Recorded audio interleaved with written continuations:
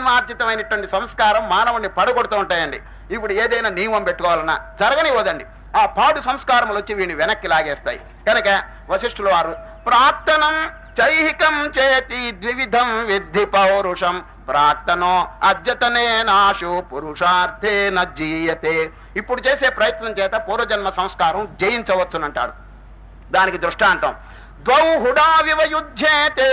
హుడా అంటే ఏమిటి తెలుసండి? పొట్టేలు. ఆ పొట్టేలు దృష్టాంతం తీసుకొచ్చారండి. ద్వౌ హుడా వివయుధ్యేతే పురుషార్థౌ సమాసమౌ ప్రాక్తనో శుభేన అశుభముద్యక్తం ప్రాక్తనం పౌరుషం జయేత్. ఈ రెండు పొట్టేళ్లు చూడండి, మన సంక్రాంతి కంటే కోళ్ళకి పొట్టేళ్లకి యుద్ధాలు పెడతారండి. రెండు పోట్లాడుకుంటాయి, ఎవరు గెలుస్తారు? ఏ పొట్టేలకి కొమ్ములు వాడిగా ఉన్నాయో అది గెలుస్తుందండి. అదేవిధంగా రెండు పొట్టేళ్ల వలె పూర్వజన్మ అలవాట్లు, ఈ జన్మ ప్రయత్నం, ఈ రెండు యుద్ధం చేసుకుంటున్నాయి. దీంట్లో బలవత్తరమైనటువంటిది జయిస్తుందంటాడు. చూడండి, ద్వౌహుడా వివయుధ్యేతే పురుషార్థౌ సమాసమౌ. ఈ రెండు యుద్ధం కాబట్టి మానవుడు ప్రయత్నం గట్టి పట్టుదల వహించి ఏనాటికైనా ఈ పూర్వజన్మ పాడలవాట్లు మనం జయించాలనేటువంటి కుతూహలంతో ప్రారంభం చేయాలన్నది అని ఈ రోజు వశిష్ఠుల వారు ఏం చేస్తున్నారు తెలుసండి?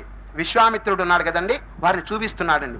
ఓ రామచంద్ర, వారెవరో తెలిసిన విశ్వామిత్రుడు సామాన్యమైనటువంటి రాజు అయినప్పటికీ ఒక పట్టుదల వహించి ఏమైనా సరే నేను బ్రహ్మర్షి కావాలనేటువంటి తీవ్రమైనటువంటి సాధన చేశాడండి. ఎవరు? విశ్వామిత్రుడు. వారి చరిత్ర చూడండి. రాజర్షి అని చెప్పి అందరూ అంటున్నారు. ఆఖరికి వశిష్ఠుల వారు కూడా రాజర్షి అంటున్నారు. ఏమి తృప్తి లేదండి. బ్రహ్మర్షి అని వశిష్ఠుల వారి చేత అనిపించుకునేటంత వరకు నిద్రపోలేదండి. ఎవరు? విశ్వామిత్రుడు. అంత తీవ్రమైనటువంటి పట్టుదల వారికి ఉన్నది. చక్కగా సాధన చేసినారు, ఇంద్రియములు జయించినారు. ఆ వశిష్ఠుల వారి ముఖత నాయన నువ్వు బ్రహ్మర్షి అయినావు అని అనిపించుకున్నాడండి. ఎవరు? విశ్వామిత్రుడు. అందుచేత వారిని చూపిస్తున్నారు. నాయన విశ్వామిత్రేణ మునినా దైవముత్సృజ్య దూరతః పౌరుషేనైవ సంప్రాప్తం బ్రాహ్మణ్యం రామనాన్యథ. బ్రాహ్మణత్వం పొందాడండి. ఎవరు? విశ్వామిత్రుడు. క్షత్రియుడైనప్పటికీ బ్రాహ్మణత్వం ఎట్లా పొందగలిగాడని ప్రశ్న చేస్తున్నాడు వశిష్ఠులు. దేని చేత? ప్రయత్నం చేత, పట్టుదల చేత ఆ సాధించేశారు అని వారిని చూపిస్తున్నారండి దృష్టాంతంగా. విశ్వామిత్రేణ మునినా దైవముత్సృజ్య దూరతః పౌరుషేనైవ సంప్రాప్తం బ్రాహ్మణ్యం రామనాన్యథ. కాబట్టి చక్కగా ప్రయత్నం చేయండి. ఎప్పుడు చేయాలి దానికి చెప్తున్నాడు. ఆబాల్యాత్, బాల్యకాలం నుంచి మొదలు పెట్టాలటండి. అకస్మాత్తుగా ముసలితనంలో మొదలు పెడితే ఎట్లా సాధ్యపడుతుంది చెప్పండి? అనేక సాధనలు చేయాలి కదా. చూడండి, ఆబాల్యాత్ అలమభ్యస్తై శాస్త్ర సత్సంగమాదిభిః గుణైః పురుషయత్నేన స్వార్థ సంపాద్యతే యతః. చిన్నప్పటి నుంచి ప్రయత్నం చేయమని. ఎవరికి పట్టిందండి? చిన్న కాలంలో ఎవరికైనా పట్టిందా? ఇప్పుడు ఇళ్లలో చూడండి, ఎవరైనా పిల్లవాళ్ళు దీని విషయం ఆలోచిస్తున్నారా?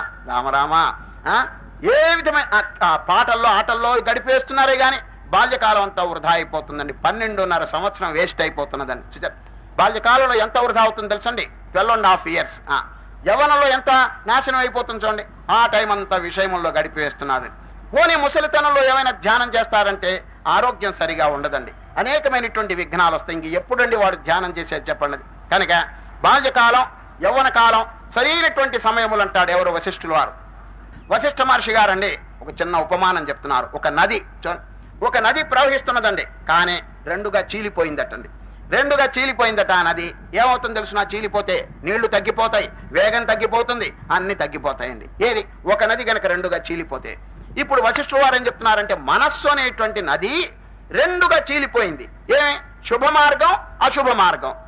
చూడండి, శుభాశుభాభ్యాం మార్గాభ్యాం వహంతి వాసనా సరిత్. వాసన అంటే మనస్సు అనేటువంటి సరిత్ అంటే నది రెండుగా చీలిపోయింది. శుభ మార్గం, అశుభ మార్గం. కొన్ని శుభకార్యాలు చేస్తుంది, కొన్ని అశుభ కార్యాలు. ఇప్పుడు వశిష్ఠులు వారు ఏం చెప్తున్నారంటే అశుభ మార్గంలో పోయేటువంటి మనస్సు యొక్క శక్తిని నిరోధించమంటున్నాడు. Please black it. ఆ శక్తిని శుభ మార్గంలో మళ్లించమంటున్నాడు. చూచారా? ఆ నీళ్లను బాగా ఆనకట్టుగట్టు ఏదో ఆపేసేయండి, ఆపేసి ఈ మంచి మార్గంలోకి దాన్ని తిప్పండి అంటాడు ఎవరు? వశిష్ఠుల వారు. ఏమండి, అందరికి అర్థమైందా? శుభాశుభాభ్యాం మార్గాభ్యాం వహంతి వాసనా సరిత్ పౌరుషేణ ప్రయత్నేన. ప్రయత్నం చేత దీన్ని మంచి మార్గంలోకి తిప్పండి. చూడండి, ఆనాడు వాల్మీకి రత్నాకరుడు అనేటువంటి ఆయన చెడ్డ మార్గంలోనే వారి శక్తి అంతా పోతుంది. సప్తర్షులు వచ్చి బోధించేటప్పటికి బ్లాక్ చేశాడు దాన్ని. చూచారు, బ్లాక్ చేసి ఆ శక్తిని మంచి మార్గంలో మళ్లించాడు. ఎవరండి? రత్నాకరుడు లేక వాల్మీకి. అప్పుడు ఏమైంది?